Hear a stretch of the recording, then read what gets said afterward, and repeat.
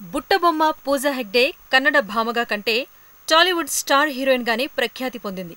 వరుస విజయాలతో దూసుకుపోయిన ఈ ముద్దుగుమ్మకు రీసెంట్గా ఫ్లాప్లు ఎదురవుతున్నాయి.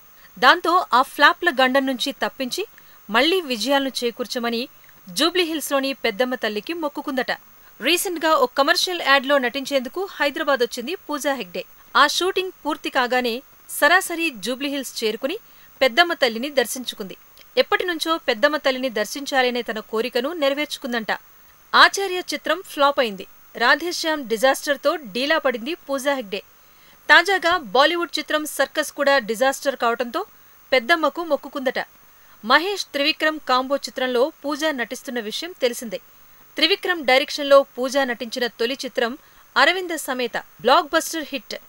రెండవ చిత్రం అలవైకుంఠపురంలో ఇండస్ట్రీ హిట్. ఆ పరంపర కొనసాగిస్తూ మూడవ చిత్రం కూడా సూపర్ హిట్ కావాలని మొక్కుకుందట. పెద్దమ్మ తల్లి దర్శనం తర్వాత మహేష్ త్రివిక్రమ్ కాంబో మూవీలో నటించడానికి లొకేషన్కు చేరుకుందట ముద్దుగుమ్మ పూజా హెగ్డే.